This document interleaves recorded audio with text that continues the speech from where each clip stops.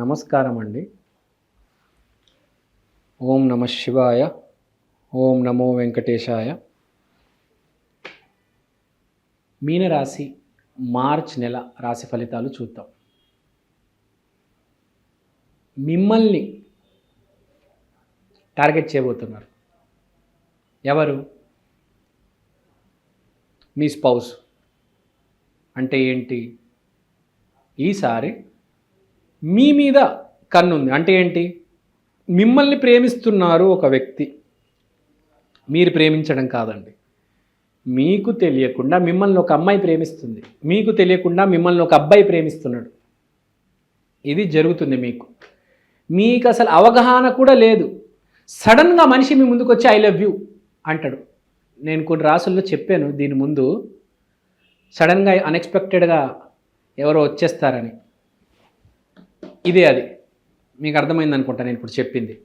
So unexpected అసలు మీరు అనుకోను కూడా అనుకోరు. మీరు హ్యాపీగా ఛాయ్లో బిస్కెట్ ముంచుకుంటూ ఒక పక్కన ఉప్మా తింటూ ఉంటారు.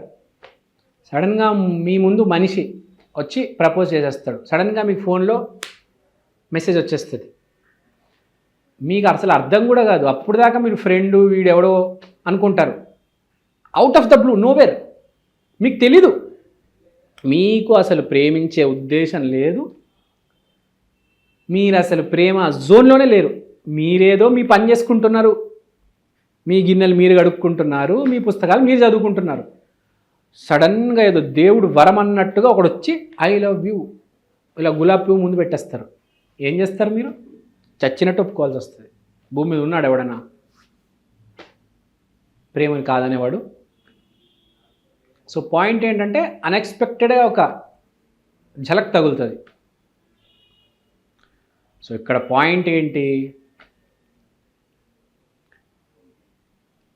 ఎలా అసలు ఏం జరిగింది అని మీరు అనుకుంటూ ఉంటారు. Blown away out of nowhere. అంటే చీకటిలో ఉన్న ప్రదేశం కాస్త మొత్తం వెలుగుతో నిండిపోతుంది.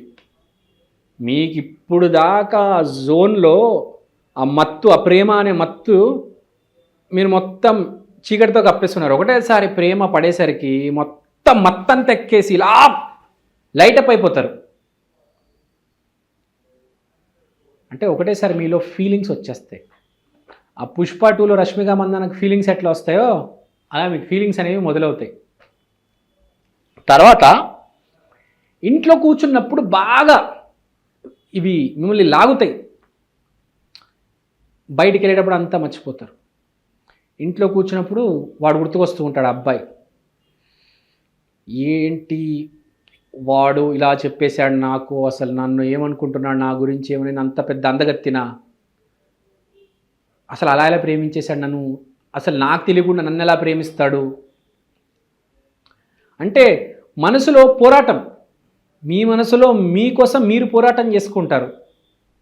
అంటే ఎక్స్పెక్టే చేయలేదు కదా. అసలు వాడెవడో వచ్చేసాడు. ఇప్పుడు జనరల్గా ఎలా ఉంటుందంటే వాడెవడో నచ్చుతాడు మనకు, వాడు మనకు కావాలి. ఇక్కడ ఎవడో వచ్చేసాడు. వాడు చూడ్డానికి చాలా యావరేజ్గా ఉంటాడు. అందగాడు కాదు, పెద్ద అగ్లీ కూడా కాదు, చాలా యావరేజ్గా ఉంటాడు. కానీ వాడు ప్రేమ చాలా గొప్పగా ఉంటుంది.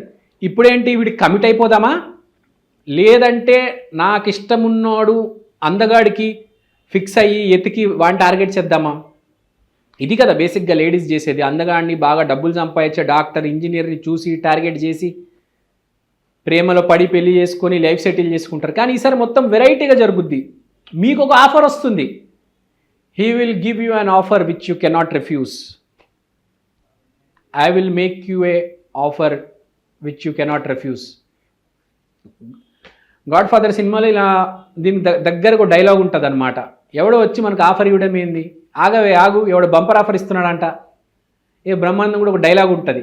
అంటే మనం అలా జరుగుతుంది అనమాట. ఏది ప్రేమ వ్యవహారంలో ఇది సేమ్ ఇదే థీమ్ రన్ అవుతుంది. ఈ థీమ్ ఏంటంటే ప్రేమలో కాదు, జాబ్లో కూడా అదే, వ్యాపారంలో కూడా అదే, ఆరోగ్యంలో కూడా అదే. ఏంటి అలా నడుస్తుంది చెప్తాను వినండి. వ్యాపారంలో కూడా హ్యాపీగా ఉంటారు. సడన్గా ఫోన్ కాల్ వస్తుంది.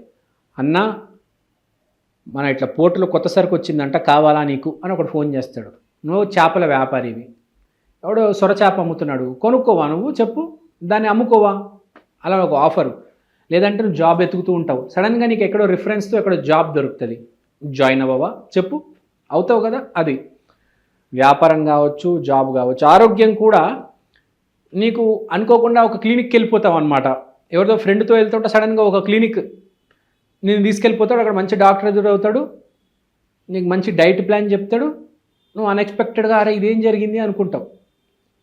అంటే షాక్ మీద షాక్. బేసిక్గా all unexpected things will happen to you this month.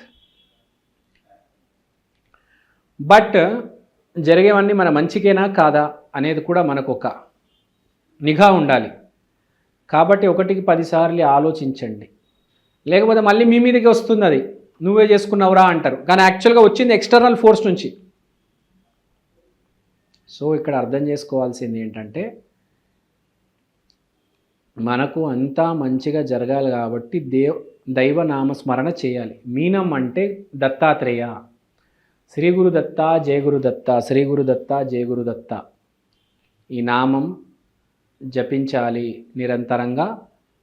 తర్వాత దత్తాత్రేయ స్వామి ఆలయానికి వెళ్ళాలి, ప్రతి గురువారం తప్పకుండా దత్తాత్రేయ స్వామి ఆలయానికి వెళ్ళాలి 100%. అట్టిపండ్లు తీసుకెళ్ళాలి, 3 ప్రదక్షిణలు చేయాలి దత్తాత్రేయ స్వామి. తర్వాత గానుగపూర్, సాయిబాబా గుడి, రాఘవేంద్ర స్వామి మంత్రాలయం, గురు స్వరూప క్షేత్రాలన్నీ వెళ్ళాలి మీరు. గురువారం వెళ్తే చాలా మంచిది, మర్చిపోకుండా ఇవి ఫాలో అవ్వండి. థ్యాంక్ యూ అండి, థ్యాంక్ యూ సో మచ్. కానీ ఈ చెప్పే ముందు ఇంకో విషయం చెప్పాలనుకుంటున్నాను. ఇది మీది మీనరాశి. మీనరాశి కాబట్టి మీనరాశి జలరాశి కూడా ఉంటుంది, ఎమోషనల్ టర్మాయిల్ ఉంటుంది. ఈ ఇన్స్టెన్సెస్ జరిగేటప్పుడు మీరు కొంచెం ఎమోషనల్గా హర్ట్ అవ్వచ్చు, ఎమోషనల్గా ఆలోచనలకు పడవచ్చు. ఆ ధోరణి అనేది ఎమోషనల్ పీపుల్కి మనసులో కొంచెం వేదన ఎక్కువ ఉంటుంది, ఎందుకంటే బాగా ఆలోచిస్తారు కదా. ఇప్పుడు వృషభ రాశి అంటే గుడ్డులు అంటారు, అసలు ఏమి ఆలోచించరు, ఏమి ఎమోషన్ ఉండదు, అలా వెళ్ళిపోతూ ఉంటారు. కానీ మీరు జలతత్వ రాశి కాబట్టి ఎమోషన్ విపరీతంగా నిండి ఉంటుంది, అందరి గురించి ఆలోచిస్తాడు శ్రీరామచంద్రుడిలాగా. కాబట్టి ఎమోషనల్గా హర్ట్ అవ్వద్దు, దేన్నైనా పాజిటివ్గా తీసుకోండి. ఏదైనా ప్రాబ్లం ఉంటే శ్రీ గురుదత్త జయ గురుదత్త, శ్రీ గురుదత్త జయ గురుదత్త. అప్పుడు ఎంత నెగిటివ్ వచ్చినా పాజిటివ్ వచ్చినా ఫిల్టర్ చేసుకోగలుగుతారు, నెగిటివ్ని పక్కన పెట్టి పాజిటివ్ని యాక్సెప్ట్ చేయగలుగుతారు. జీవితం అంటే అదే, ఎదురు మనిషిలో నెగిటివ్ని దూరం పెట్టి పాజిటివ్ని యాక్సెప్ట్ చేయాలి. సో నేను చెప్పినట్టు శ్రీ గురుదత్త జయ గురుదత్త, శ్రీ గురుదత్త జయ గురుదత్త, శ్రీ గురుదత్త జయ గురుదత్త. గురువారం రోజు కంపల్సరీ 300 టైమ్స్ చేయండి, బాగుంటుంది. మీరు బాగుండాలి, అందరు బాగుండాలి, మీ ఫ్యామిలీ మెంబర్స్ బాగుండాలి. సర్వే జన సుఖినో భవంతు. శ్రీమాత్రే నమః.